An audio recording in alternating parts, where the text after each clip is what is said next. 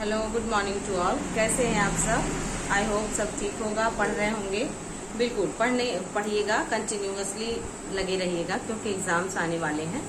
आज के टॉपिक में हम आपको वॉइस ही पढ़ाएंगे और वॉइस में ही एक दो वीडियो और एक दो क्लास और वॉइस की होगी, उसके बाद वॉइस कंप्लीट हो जाएगा। वॉइस में आज आपको इम्परेटिव सेंटेंस ही पढ़ना है, बट निगेटिव सेंस में पढ़ना है।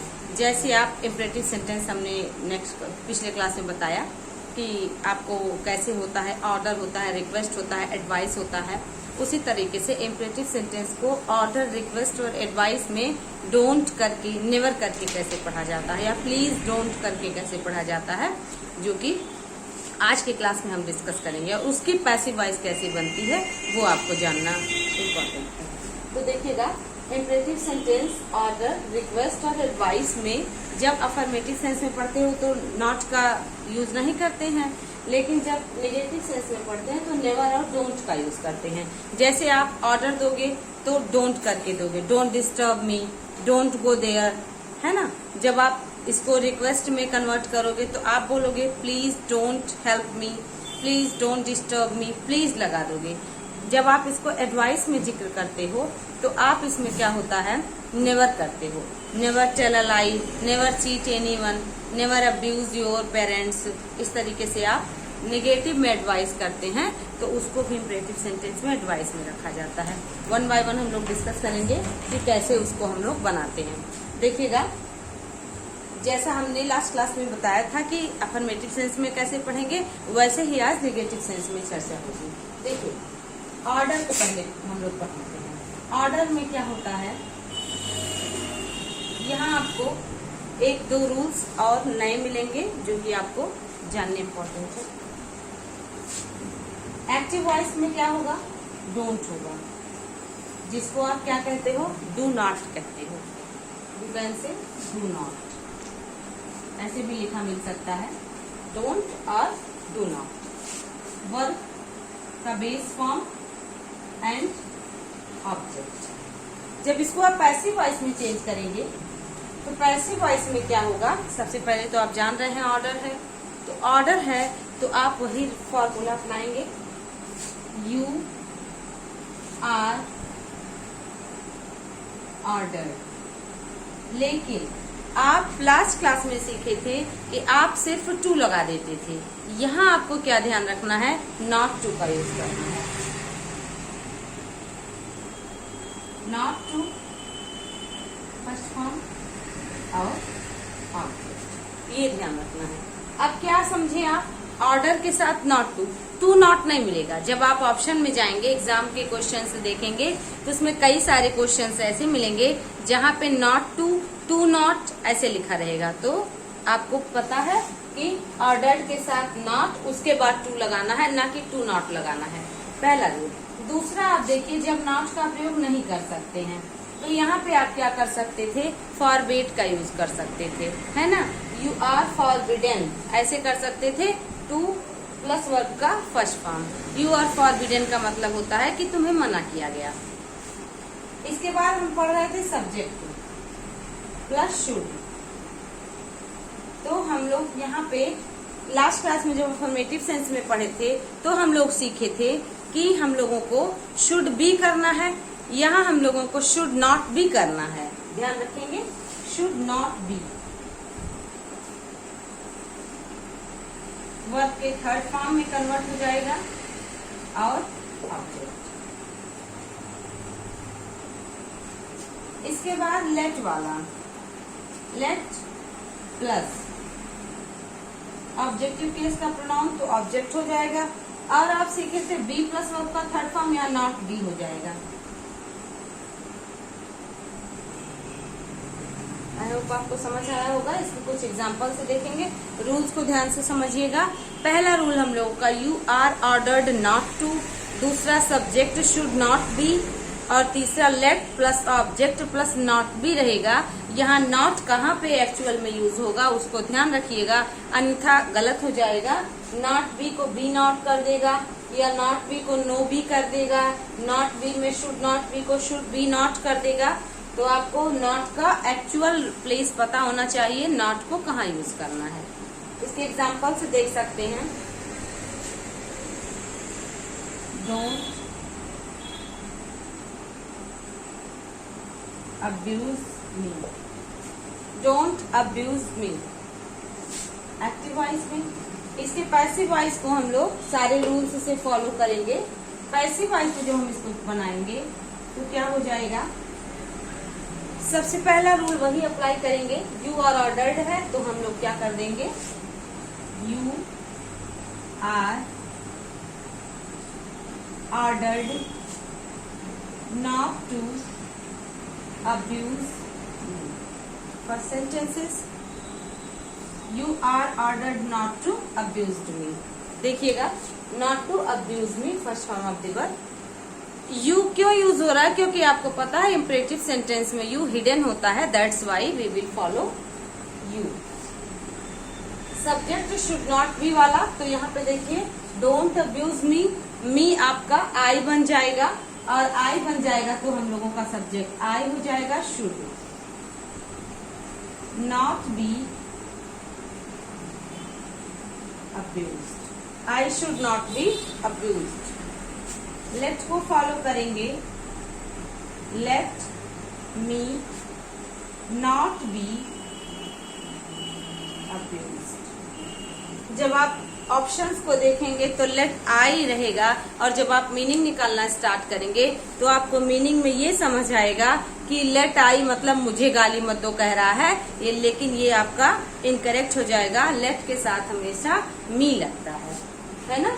ऑब्जेक्टिव केस के सारे प्रोनाउन लेट हिम हो जाएगा, लेट मी हो जाएगा, लेट देम हो जाएगा, ऐसे हम लोग फॉलो करेंगे। तो इस तरीके से अब देखिए ये हो गया। एक दो और एग्जांपल्स देख सकते हैं आप।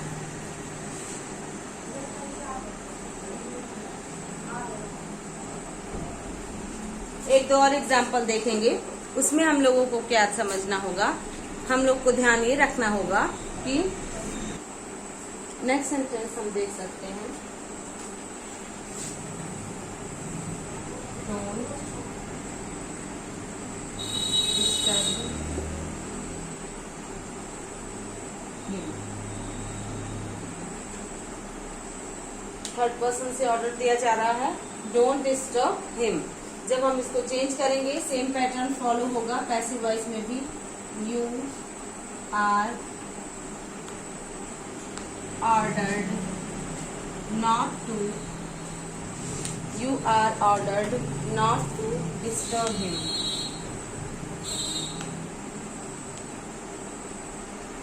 दूसरा वाला रूल फॉलो करेंगे, हो जाएगा he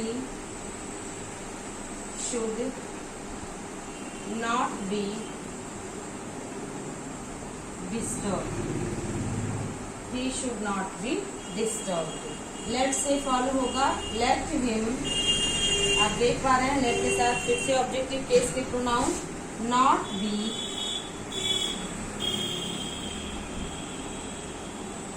disturbed, let him not be disturbed. इस तरह से हम लोग ऑर्डर को समझ गए कि कैसे हम लोग इम्परेटिव सेंटेंस में ऑर्डर को नेगेटिव सेंस में अप्लाई करेंगे। अब हम लोग सीखेंगे रिक्वेस्ट में नॉट का यूज जब हो तो कैसे होगा। ये नोट डाउन कर चुके होंगे आप।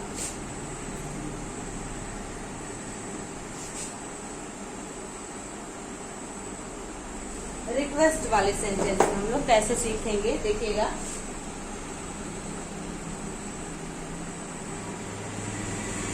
यहाँ भी एक्टिव वॉइस में डोंट का यूज होगा, डू नॉट का यूज होगा।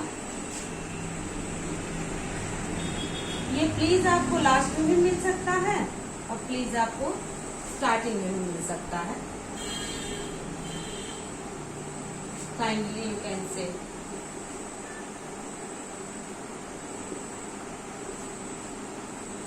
प्लीज या काइंडली, डोंट या डू नॉट और फर्स्ट फॉर्म ऑब्जेक्ट, और प्लीज ये लास्ट में भी जा सकता है। पैसिव वॉइस का सारा रूल्स वही है, बस अब आपको ध्यान रखना है कि यू आर ऑर्डर्ड को रिप्लेस करके you are requested not to कर देना है।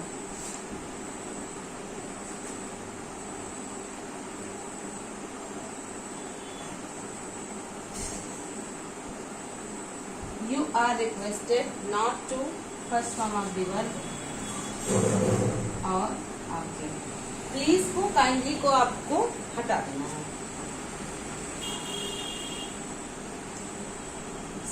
सब्जेक्ट शुड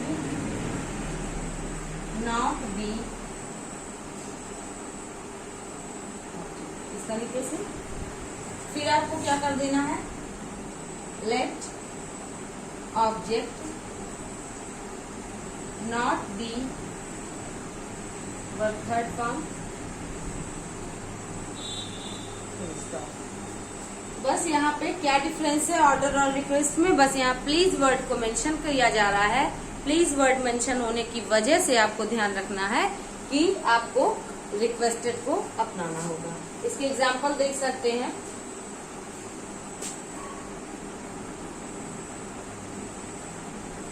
प्लीज डोंट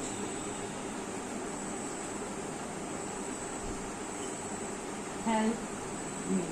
आप कहते हो ना please don't disturb me, please don't help me, तो आप इसको पैसिव वॉइस में जब बनाएंगे तो आप ऐसे बनाएंगे, you are requested not to help me. You are requested not to help me, आप इसको ऐसे बनाएंगे। जब आप इसको शुड बी से बनाएंगे तो सब्जेक्ट शुड बी है, तो आई should not B help.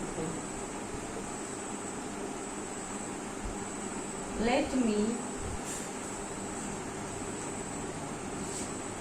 Not be help. It's very easy but most important topic है, आपको समझना होगा। इससे एग्जाम्स में बहुत सारे क्वेश्चंस आते हैं और इस वजह से बर्निंग टॉपिक माना जाता है। एक दो एग्जाम्पल हम लोग और देखेंगे, उसके बाद ये रिक्वेस्ट वाला कंप्लीट हो जाएगा।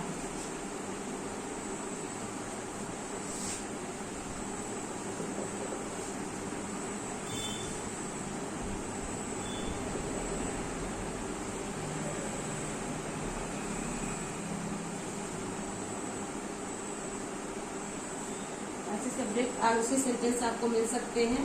Don't teach me now please, आप लिख सकते हैं you are order, you are please word है तो requested not to teach me now. You are requested not to teach me now, please को स्किप कर देना है। दूसरा फॉर्मूला अप्लाई करेंगे जब, तो सब्जेक्ट हो जाएगा यानी कि आई should not be taught, teach का थर्ड फॉर्म टॉट हो जाएगा नाउ। लेट से अप्लाई करेंगे, let me not B taught now। Very easy and basic point है, बस आपको समझना होगा कि एग्जाम में इससे क्वेश्चंस आते हैं, इसलिए मेनी टाइम्स रिवीजन इस टॉपिक को करिएगा। इस तरह से रिक्वेस्ट हम लोग का कंप्लीट हुआ, ऑर्डर हम लोग का कंप्लीट हुआ। अब हम लोग देखेंगे कि नेवर कैसे आएगा और एडवाइस में कैसे इसको पढ़ेंगे।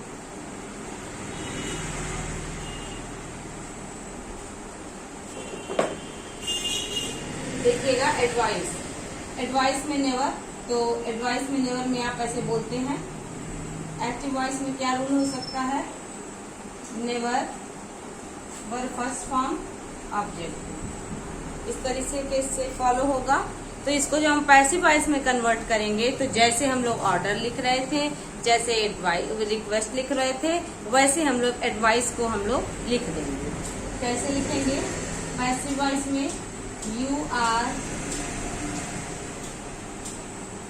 advised, इस तरीके से। दूसरा rule,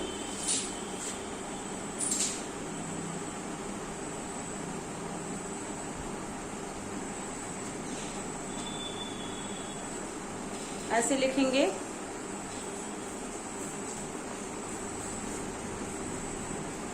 let object not be verb का फर्स्ट फॉर्म।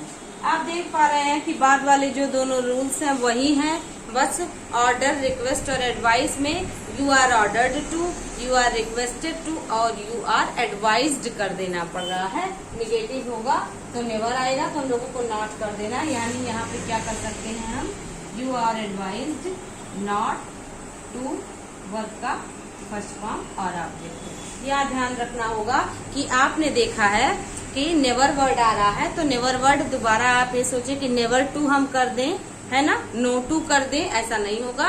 हम लोगों को नॉट टू ही करना होगा, भले ही हम लोगों के सेंटेंस में नेवर वर्ड लिखा है। ओके, तो चलिएगा इसको समझ लेंगे एक बार, इसके एग्जाम्पल से देख सकते हैं। बहुत ही बेसिक है, बार बार आते हैं एग्जाम में।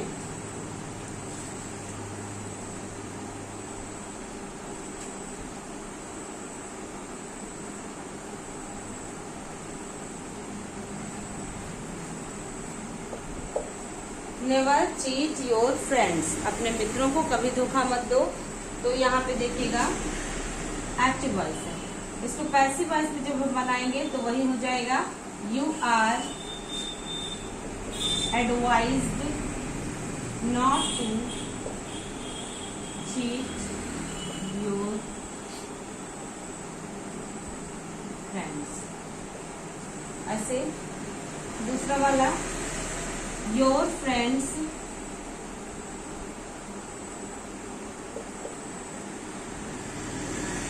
should not be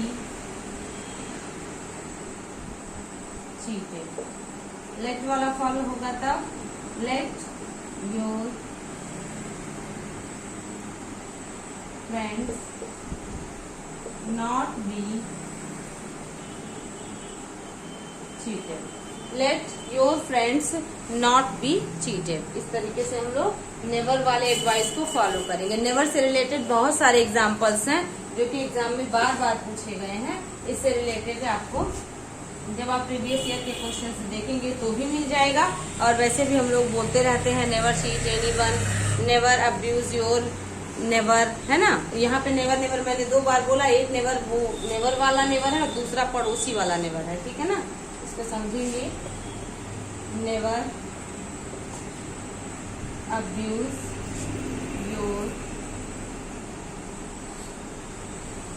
नेवर, है ना, नेवर अब्यूज योर नेवर। इस तरीके से जो आपको पता होगा कि जब ऐसे एक ही प्रोनाउंसिएशन में 2 वर्ड बोले जाते हैं, मीनिंग उसका अलग अलग होता है, तो उसको होमोफोन कहते हैं। आप लोगों ने पढ़ा होगा, जैसे हमने नेवर बोला, है ना, तो इसका मतलब होमोफोन है। ये होमोफोन का मतलब होता है स्पेलिंग डिफरेंट हो, है ना, और जो प्रोनाउंसिएशन हो उसका सेम हो, उसको हम लोग होमोफोन कहते हैं। होमोनिम होता है, होमोग्राफ होता है। ग्राफ में क्या होता है, ग्राफ में स्पेलिंग सेम होती है, और होमोफोन में स्पेलिंग डिफरेंस होती है, प्रोनाउंसिएशन सेम होता है, मीनिंग डिफरेंट होता है। तो never abuse your never. Homophone भी एग्जाम के लिए बहुत ही इंपॉर्टेंट है, बार बार पूछे जाते हैं। होमोफोन है, होमोनिम है, होमोग्राफ है। इस तरीके से जब हम लोग इसको करेंगे तो क्या हो जाएगा, पैसिव वॉइस में, इसको पैसिव वॉइस में हम करेंगे तो हो जाएगा you are advised not to abuse your never.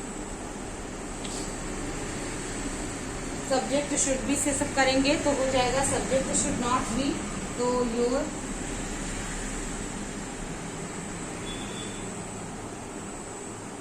Never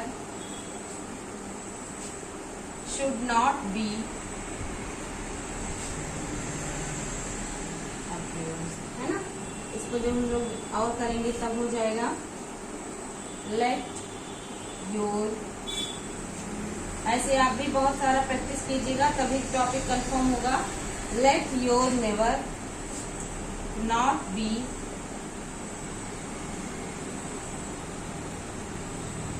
abused. बहुत ही इजी है, बेसिक है, इम्पोर्टेंट है। इस तरीके से हम लोगों ने नेवर को सीखा। नेवर हो तब भी हम लोग नेवर नहीं करेंगे, नेवर को हम लोग नॉट से ही रिप्लेस करेंगे। तो नेवर प्लस वर्ब का फर्स्ट फॉर्म ऑब्जेक्ट हो, इसमें बहुत सारे हो सकते हैं। तो आई होप आपको ये इतना समझ आया होगा।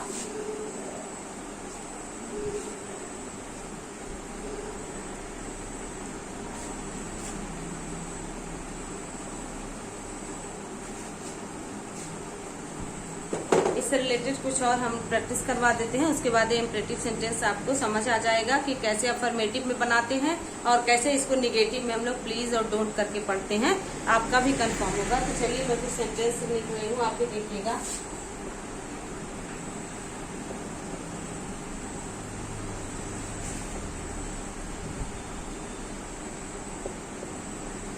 Do not open the door, ये सेंटेंस लिखा है। अब ये इस सेंटेंस में यू आर रिक्वेस्टेड टू होना चाहिए, यू आर एडवाइज्ड होना चाहिए, यू आर ऑर्डर्ड होना चाहिए। क्या होना चाहिए, डिसाइड कीजिए।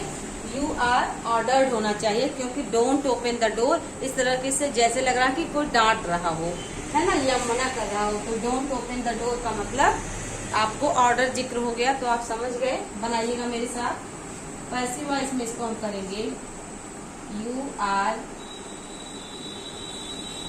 Ordered not to open the door. बहुत ही इजी है, एक बार आपको समझ आ गया तो काम चल जाएगा। द डोर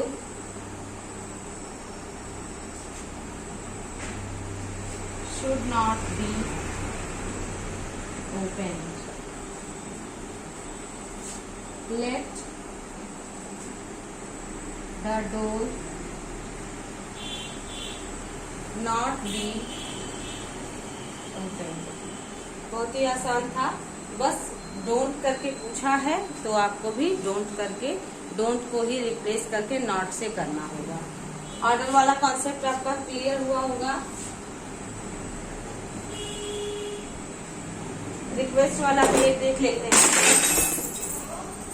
रिक्वेस्ट वाला भी, ये सेंटेंस कई बार आया है एग्जाम में, देखिएगा ऐसे बोलता है, कॉल हिम सून, ऐसे आ जाता है call him soon.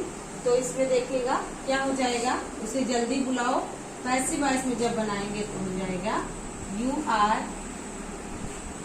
Ordered to call him soon. यहाँ देखिए नॉट को मेंशन नहीं हुआ है तो आप भी नॉट को स्किप कर देंगे, है ना। ये आता है इस तरीके से, you are ordered to call him soon, ऐसे आएगा तो आप भी ऐसे ही कर देंगे। और देख सकते हैं रिक्वेस्ट वाली sentence, please submit my admit card, है ना। Please submit my admit card, तो हो जाएगा यू आर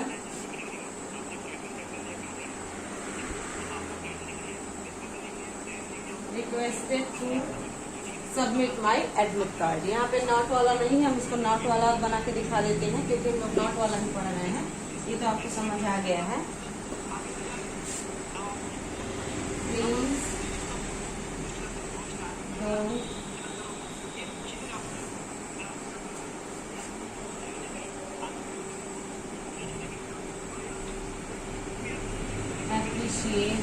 माई सॉन्ग्स, है ना, दुखी होकर के किसी ने मना कर दिया तो हो जाएगा please don't appreciate my songs. आपको कर देना होगा you are requested not to appreciate my songs, इस तरीके से। दूसरा इसको जब हम बनाएंगे तो हो जाएगा सब्जेक्ट शुड बी, तो हो जाएगा my songs should not B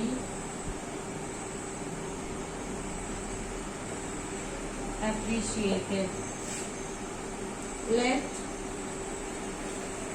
my songs not be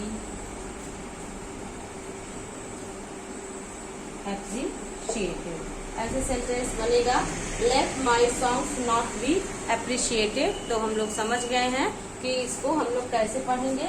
अब क्या डिफरेंस है इसमें देखिएगा, ऑर्डर, एडवाइस और रिक्वेस्ट वाले जब ऑप्शन मेंशन हो जाते हैं तो ऐसे ऑप्शन को समझने के लिए बस रिक्वेस्टर लिखा है तो इसका मतलब प्लीज लिखा रहा होगा, ऑर्डर लिखा है तो इसका मीन्स ऑर्डर होगा, और एडवाइस लिखा है तो इसका मीन्स सेंटेंस में एडवाइस दिया होगा।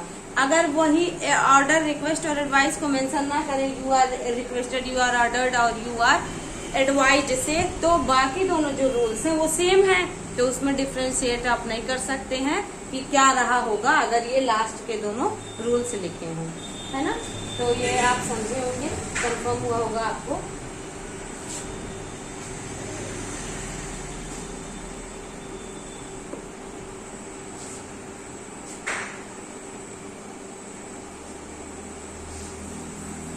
अब हम लोग कुछ और देख लेते हैं।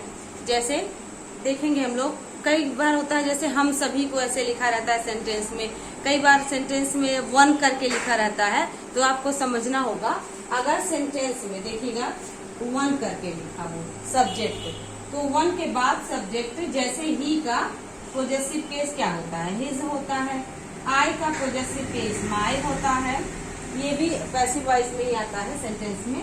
अगर शी है तो इसका पोजेसिव केस हर होगा, यू है तो इसका पोजेसिव केस योर होगा, है ना। इस तरीके से आप देखते हो, अगर सेंटेंस में दे है सब्जेक्ट तो इसका पोजेसिव केस देयर होगा, वी है तो उसका पोजेसिव केस आवर होगा। उसी तरीके से सेंटेंस में वन हो तो वन का पोजेसिव केस क्या होता है, ONE एपोस्ट्रोफियस वंस। अब आपको इससे रिलेटेड कैसे पैसिव वॉइस में क्वेश्चन बनाता है, सेंटेंस में ऐसे लिखिएगा, one should do his work, one should be done his work, work should be done,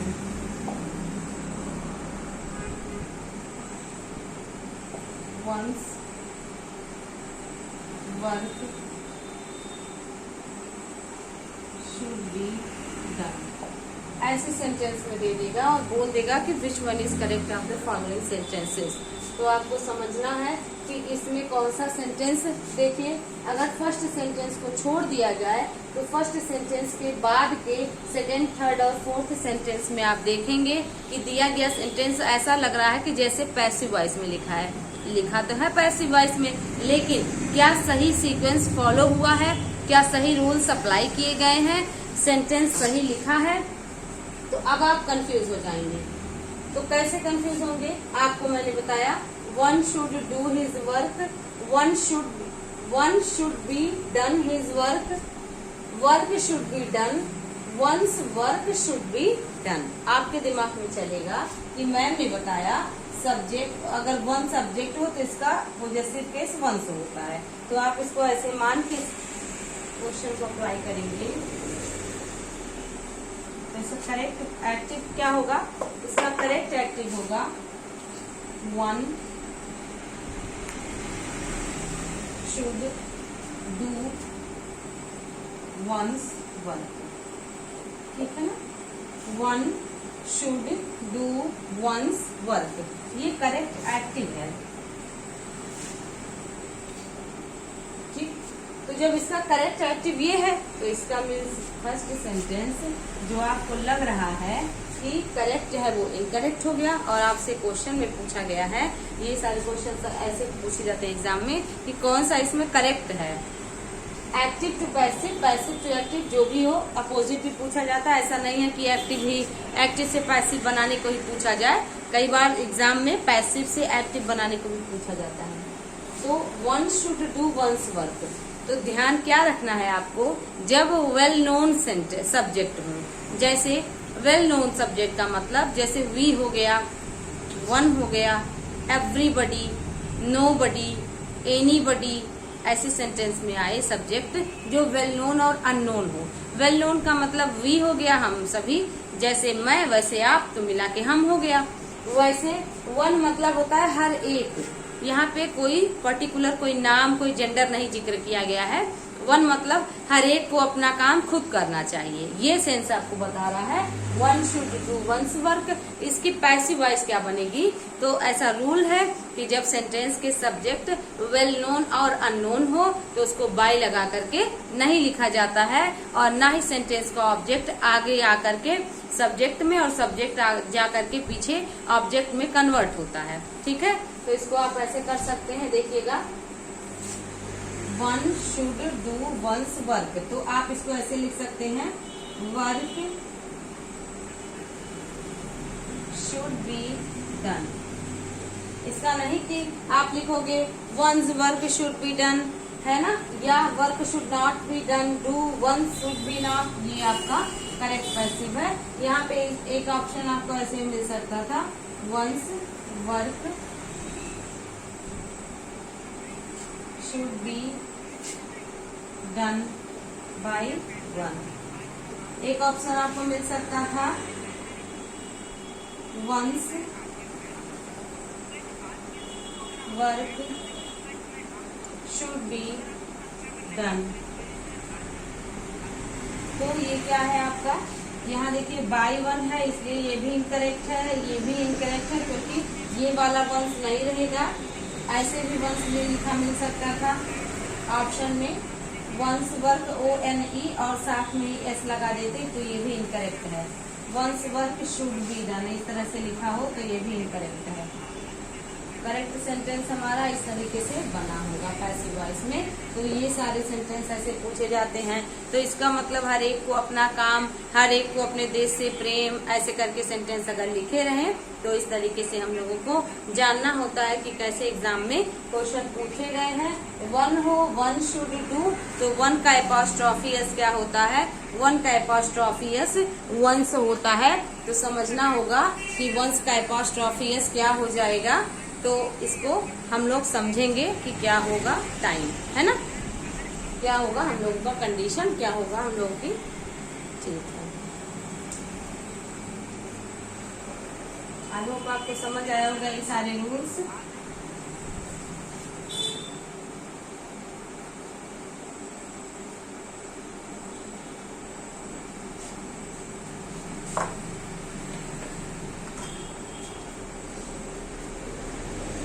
जैसे हमने आपको बताया इसके बाद कि जैसे हमने बताया एवरीबडी हो, नोबडी हो, एनीबडी हो, तो कैसे उसके सेंटेंसेस आते हैं। सेंटेंस में क्या होता है, anybody, anybody will not go, sentence इस तरीके से आ जाए, या anybody will not help me, anybody will not help me. तो इसको हम लोग, एनीबडी है तो इसको हम लोग नोबडी बोल सकते थे, इस तरीके से अगर हो नोबडी विल हेल्प मी, तो बोथ आर सेम। समझिएगा कैसे, यदि आप नोबडी लिखते हो, नन लिखते हो, नथिंग लिखते हो, है ना, या नाइदर लिखते हो, ये करते हो, तो आप देखिए नोबडी है, नाइदर है, नन है, तो आपको क्या समझना है, नथिंग है कि ये अपने आप में निगेटिव है, ये आप जानते हो कि ये अपने आप में निगेटिव है, तो जब ये निगेटिव है तो इनके साथ नॉट का यूज नहीं किया जाएगा। या एनीबडी है तो नोबडी के स्थान पे एनीबडी लिख सकते हैं, लेकिन इसके साथ नॉट का यूज किया जाएगा। अब ऐसे सेंटेंसेस की पैसिव वॉइस कैसे बनाएंगे, ऐसे सेंटेंसेस की पैसिव वॉइस बनाने के लिए क्या समझना होगा कि नोबडी हो तो नॉट का यूज, नोबडी ना हो तो नॉट का यूज करेंगे, और नोबडी हो तो नॉट का यूज नहीं करेंगे। तो इसकी पैसिव वॉइस बनाने के लिए हम इसके ऑप्शंस क्या मिल सकते थे आपको, I shall be helped by anybody,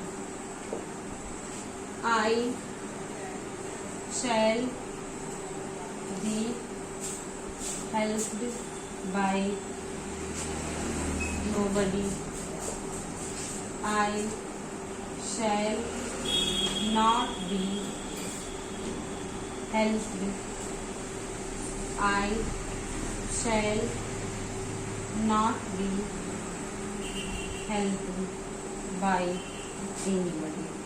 Which one is correct? देखिएगा, I shall be helped by anybody, है ना, पहला सेंटेंस है।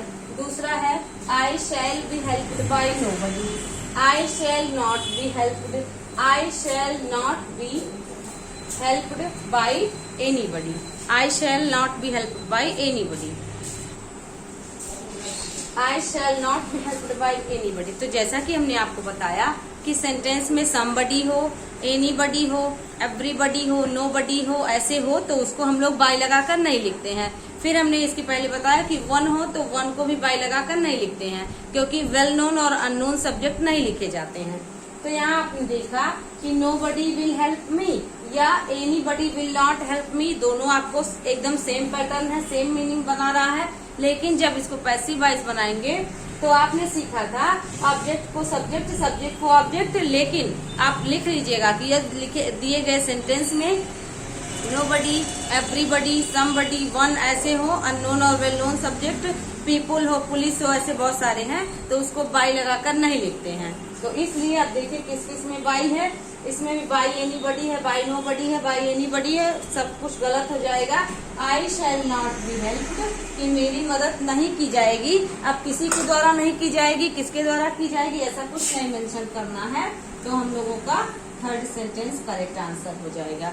ऐसे एक और सेंटेंस आता है, जैसे आप बोलते हो someone has stole my purse, है ना, स्टोलन माई पर्स। तो इसको कैसे बनाएंगे, ये कई बार आता है। देखिएगा, एक सेंटेंस है,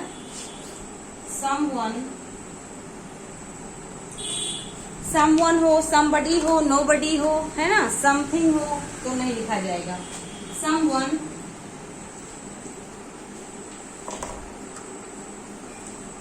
someone has stolen my purse, someone has stolen my purse।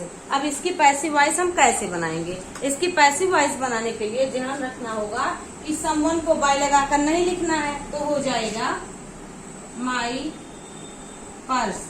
my purse singular है तो हो जाएगा has been stolen, my purse has been stolen. यहाँ पे आप ये नहीं लिखेंगे कि my purse has been stolen by someone, by somebody, गलत हो जाएगा।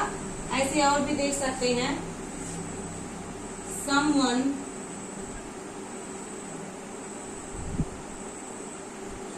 अब्यूज्ड मी, तो आप नहीं जानते ना कि वो कौन था समवन में, अननोन सब्जेक्ट है। समवन अब्यूज्ड मी तो हो जाएगा आई वॉज अब्यूज्ड। ऐसा नहीं आपको लिखना होगा बाय समवन, बाय समबडी, कुछ नहीं लिख सकते आप ऐसा। अननोन सब्जेक्ट है, आई वॉज अब्यूज्ड, इसका मतलब मुझे गाली दिया गया। किसने दिया आप ये नहीं मेंशन कर सकते क्योंकि अननोन सब्जेक्ट है। आई होप सो आपको समझ में आया होगा ये सारे रूल्स। तो ध्यान रखना है कैसे हम लोग सेंटेंस में people, police, somebody, someone, nothing, none, anybody, anyone, anything, everybody, everyone, everything को मेंशन बाय के साथ नहीं करेंगे। लेकिन यही अगर ऑब्जेक्ट सब्जेक्ट बनता तो हम कर सकते थे। जैसे देखिए, आई हेल्प्ड एनीबडी, बट आप नहीं जानते हो ना कि आपने किसकी मदद की, तो आप इसको आगे ला सकते हो। एनीबडी वॉज हेल्प्ड बाय मी, ये सही है ना। तो इस तरीके से आपको समझना होगा, जब ये अननोन सब्जेक्ट या वेल नोन सब्जेक्ट हो तो उसको बाय लगा करके ऑब्जेक्ट से नहीं लिखेंगे, लेकिन जब ये ऑब्जेक्ट हो तो इनको आगे लाया जा सकता है। बात को समझिएगा, जब ये सब्जेक्ट हो तो ऑब्जेक्ट बन के बाय से नहीं रिलेट करेंगे, लेकिन अगर ऑब्जेक्ट हो तो सब्जेक्ट के स्थान पर इनको लाया जा सकता है। आप anybody, anyone, no one, nothing, anything, someone, something, इसको पकड़ के नहीं बैठेंगे कि इसको लिखना ही नहीं सेंटेंस में, ऐसा नहीं मानना है। आपको क्या मानना है, ये अगर सब्जेक्ट हो तो बाय लगा करके पैसिव वॉइस में मेंशन नहीं किए जाएंगे, लेकिन ये अगर ऑब्जेक्ट हो तो पैसिव वॉइस में सब्जेक्ट के स्थान पे आएंगे। आई होप आज की क्लास आपको समझ आई होगी। बहुत अच्छे से हम लोगों ने बहुत इंपॉर्टेंट रूल्स पढ़े, तो उसको नोट डाउन कर लीजिएगा और प्रैक्टिस करते रहिएगा। आज की क्लास यहीं करते हैं बंद। Thank you.